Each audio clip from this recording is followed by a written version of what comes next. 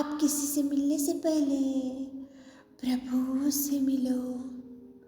आज किसी को देखने से पहले प्रभु को देखो। आज किसी से बात करने से पहले प्रभु से बात करो।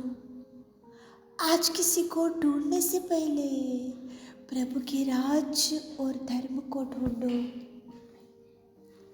आप सभी को जय मसीह की आज के इस नए दिन में आप सभी का स्वागत करते हैं। हम आशा करते हैं कि आप सभी प्रभु की कृपा से अच्छे होंगे। तो चलिए आज के दिन की शुरुआत करने से पहले प्रभु के वचन की ओर अपने ध्यान को बढ़ाएंगे। उसके लिए हम पढ़ेंगे वचन संहिता 116 5वां वचन। यहोवा अनुग्रहकारी और धर्मी है और हमारा परमेश्वर दया करने वाला है।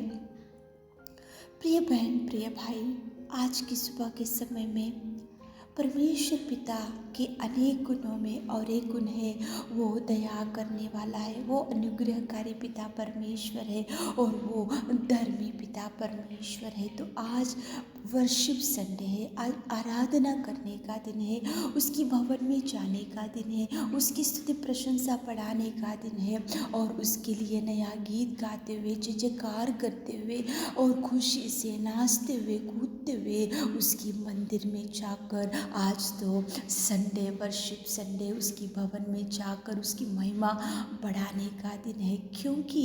क्यों उसकी महिमा करना चाहिए, क्यों उसकी आराधना करना चाहिए, क्यों उसके भवन में जाना चाहिए, क्यों उसकी स्तुति प्रशंसा बढ़ाना चाहिए? क्योंकि उसका कारण वो अनुग्रहकारी पिता परमेश्वर है और वो धर्मी पिता परमेश्वर है और वो दयालु पिता परमेश्वर है। ये तीन बातों को आज की सुबह के समय में परमेश्वर पिता आपके सामने याद दिला रहा है। वो अनुग्रहकारी धर्मी है, वो दयावंत है, इसलिए उसके नामों को याद करते हुए, उसके कार्यों को याद करते हुए, उसके प्यार को याद करते हुए, उसकी बलिदान को याद करते हुए, उस क्रूस पे भयंकर वो कितना प्राण त्याग दिया, उसको ध्यान में लाते हुए उसकी स्तुति प्रशंसा करना चाहिए।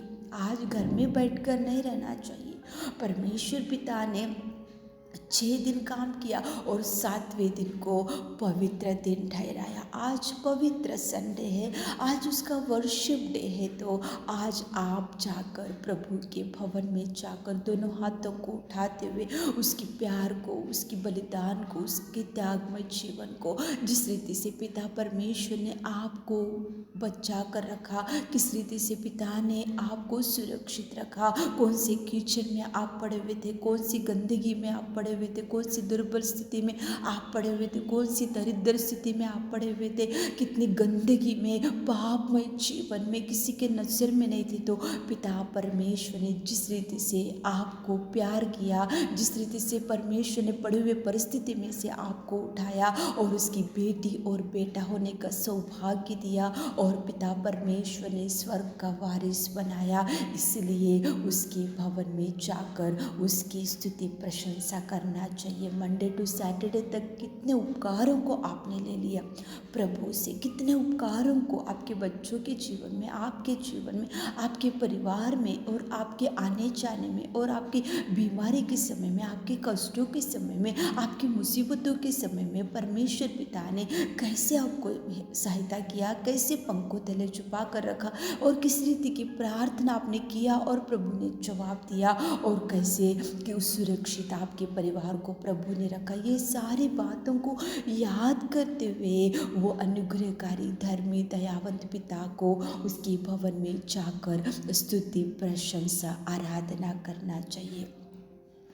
आप घर में नहीं बैठना चाहिए। आज पवित्र दिन है, तो आज सारे परिवार के साथ मिलकर आप जाकर परमेश्वर के भवन में जाकर दोनों हाथों को उठाते हुए, जय जयकार करते हुए, स्तुति प्रशंसा करते हुए, आपके जीवन में कितने उपकारों को आपने उससे ले लिया, उसको थैंक्स बोलते हुए, उसके उपकारों को ना भूलते हुए, आप याद करते हुए, आप सारे परिवार के साथ मिलकर उसके भवन में जाकर उसकी स्तुति प्रशंसा बढ़ाते हुए और उसके प्रभु भोज में हाथ डालकर उसकी नाम की स्तुति प्रशंसा करना चाहिए। प्रिय बहन प्रिय भाई, वो तो अनुग्रहकारी धर्मी पिता और दयावंत पिता है, इसलिए उसके भवन में जाकर आराधना करो, स्तुति करो, उसकी बढ़ाई करो, उसके नाम की कीर्ति करो। आज घर में बैठकर टाइम वेस्ट करते हुए, आज उसका समय, उसका दिन उसको देते हुए आप उससे परमेश्वर पिता से अनेक आशीषों को पालो। प्रार्थना करते हुए दिन की शुरुआत करो ताकि प्रभु आपको भरपूरी से भर दे। आमीन है मेरे खुदावंत प्रेमी परमेश्वर पिता, आपने कितना सुंदर बात किया पिता। आपके अनेक नामों में और एक नाम पिता अनुग्रहकारी और आप धर्मी और दयावंत पिताजी, कितना सुंदर आपके नाम है पिताजी। हमको याद दिलाए उसके लिए धन्यवाद देते पिता। हमारे प्रिय भाई बहनों को पिता आपके भवन में लेकर जाइए, आपकी स्तुति प्रशंसा करने की शक्ति और सामर्थ्य से भर दीजिए पिता। सुबह के सारे आशीषों से हमारे प्रिय भाई बहनों को भर दीजिए। इस छोटी सी प्रार्थना आपके मीठे और मधुर नाम से मांगते पिता, आमीन।